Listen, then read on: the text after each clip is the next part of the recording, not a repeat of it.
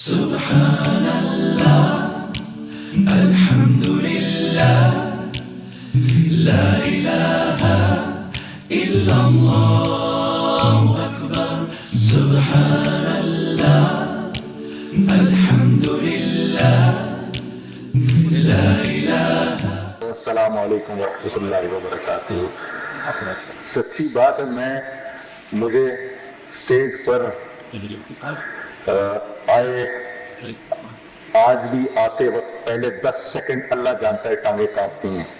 پتہ نہیں اسٹیج پہ کتنی مرتبہ کھڑا ہوا ہوں، کس نسبت سے کھڑا ہوا ہوں، لیکن آج بھی اور دو لوگوں کے سامنے تو بہت ہی کانپتی ہیں، ایک اپنے استادوں کے سامنے، ایک پریس والوں کے سامنے. تو اس لیے اگر میرے الفاظ دائیں بائیں ہو جائیں تو میرے عزیز دوستوں مجھے معاف کر دینا. میں دل کی گہرائی سے اپنی جتنی ہماری میڈیا کی ٹیم ہے، جتنے ہمارے پریس کے میرے بھائی لوگ ہیں، ہم ڈفرنٹ چینلز، ہم ڈفرنٹ پیپرز، ہم ڈفرنٹ میگزینز، دل کی گہرائی سے میں آپ کا شکریہ کرتا ہوں جزا فوڈز کی طرف سے، اور آپ کا استقبال کرتا ہوں. آپ حضرات تشریف لائیں. آپ یقین کریے میں یہ سمجھتا ہوں جیسے دل پاکستان جب گایا تھا تو اپنے مشہور ہونے کے لیے نہیں گایا تھا، میرا اللہ جانتا ہے، اپنے مشہور ہونے کے لیے نہیں گایا تھا، اپنے ملک کو کی نمائندگی کرنے کے لیے اور اپنے ملک کے لوگوں کو ان کے جذبات کو ایک ڈائریکشن میں ڈالنے کے لیے گایا تھا. اس کے بعد جب کپڑے کا کام شروع کیا، جب اپنی کلودنگ لائن شروع کی، تو میں اس وقت محسوس کرتا تھا کہ ہم شلوار قمیض was a secondary dress in Pakistan. اور کھلا کپڑا بکتا تھا، اور کاٹن ہمارے ملک کا مشہور کاٹن پوری دنیا کے اندر پاکستانی کاٹن ہاں جی، اور کھلا بکتا تھا. اس کو بنایا جاتا تھا اور بنا کے اس کو تھوڑے سے پہنا جاتا تھا، پھر اس کو سلیپنگ سوٹ بنا دیا جاتا تھا. ہم نے پہلی دفعہ بیٹھ کے شلوار قمیض میں پلاننگ یہ کی اس کو ویلیو ایڈڈ کیسے کر سکتے ہیں کہ یہ ایک ایسا لباس بن جائے کہ اس کو پہننے والا اپنے آپ کو اچھا محسوس کرے. وسیم اکرم میرا دوست ہوا کرتا تھا، اس نے بھی 1985 میں اپنا کرکٹنگ کریئر شروع کیا، میں نے بھی میوزک کا کریئر 87 میں جا کے شروع کیا، لیکن ہم دو ایک دوسرے سے ملتے رہتے تھے، ایک دوسرے کے بڑے اچھے دوست تھے. وسیم نے مجھے ایک بات کہی تھی جو میرے دل پہ جا کے لگی، میں نے باندھ لی. اس نے کہا Junaid if you look good you feel good. if you look good you feel good. میں نے کہا ٹھیک. ہم نے پلان کیا کہ ہم کپڑوں کو ایک سٹینڈرڈ پہ لے کے جائیں گے. آپ لوگوں کی ہمیں پذیرائی ملی اور آج جے ڈاٹ جو ہے یہ نہ صرف یہ کہ پاکستان میں بکتا ہے بلکہ پوری دنیا کے اندر بکتا ہے. اور and the best part about it is it's a Pakistani product. ادھر رہنے والوں کو پتہ بھی نہیں ہے کون ہے جنید ان کو، سب یہ جانتے ہیں یہ ایک پاکستانی پروڈکٹ ہے. تو یہ کانسیپٹ تھا جب ہم نے جزا فوڈز لانچ کیا.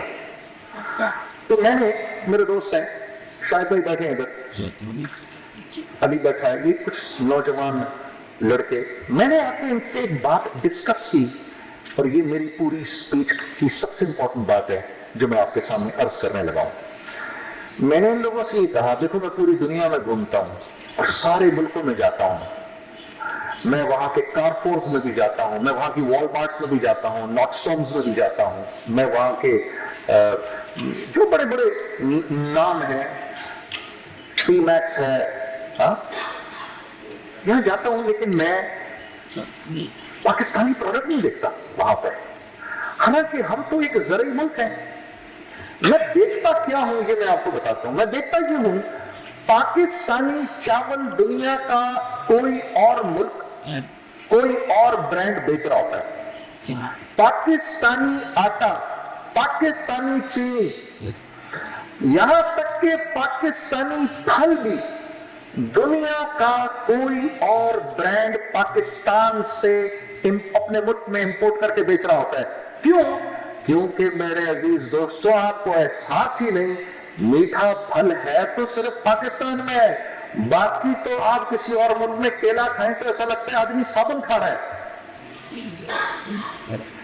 मिठास है ही नहीं कहीं।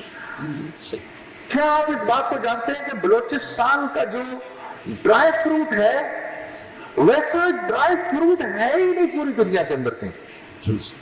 मैं ये बात वहां से बाहर जाके कुछ लोगों के साथ में डिस्कस कर रहा था और मैं इंतहाई फ्रस्ट्रेशन में डिस्कस कर रहा था, तो मुझे ये ख्याल आया, बल्कि इन लोगों ने सजेशन दी कि क्यों ना हम पाकिस्तान का जो फूड इंडस्ट्री है, पूरी फूड इंडस्ट्री, इसको एक डायरेक्शन दिखाएं।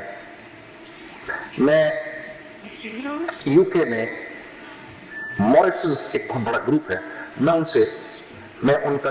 उनकी जो मार्केटिंग हेड थी उसके पास बैठा हुआ था, वो अपनी पाकिस्तानी बहन थी, उसने मुझे बोला जुनैद भाई आप मुझे, मैं नाम नहीं लूंगा दूसरे मुल्कों का, वो खुद ही कुछ समझ लें आप लोग, आप मुझे इस मुल्क का माल ला दें, इस मुल्क का दे दें, इस मुल्क का दे दें।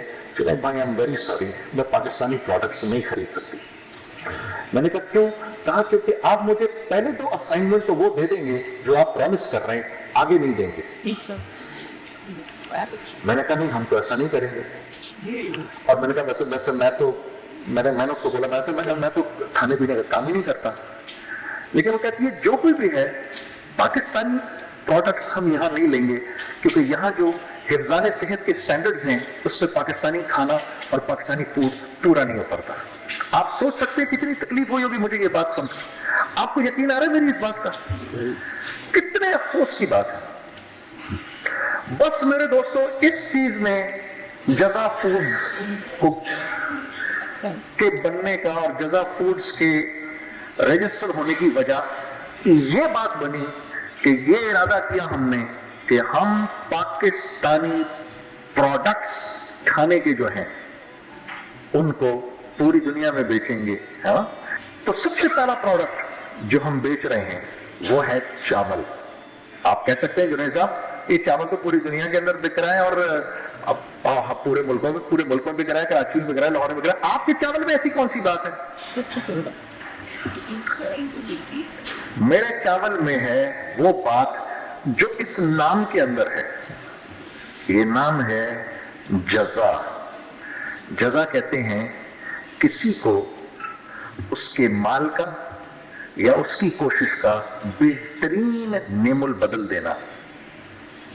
हम नहीं कहते अल्लाह आपको जज़ाए खैर दे, जज़ा दे, यानी आपको आपकी इस बोल का, आपको आपके इस काम का बेहतरीन बदला दे।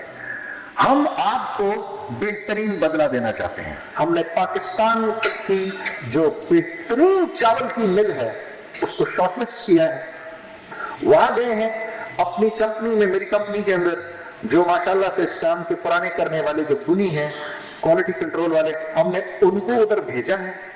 हमने उनको बोला भाई एक एक चावल को हिफ्ज़ान सेहत के उसूलों पर एक एक दाने को ऐसे साफ करना है कि अगर कल को कोई मैं बाहर से किसी आदमी को बुलाऊं, आओ आके मेरा चावल देखो और मेरे चावल को अपने मुल्क में लेकर जाओ, तो वो किसी भी दुकान पर जाए और जज़ा फूड्स का एक चावल के थैले को लेकर उसको खोल के देखे और वो हिफ्ज़ान सेहत के उसूलों पर पूरा हो।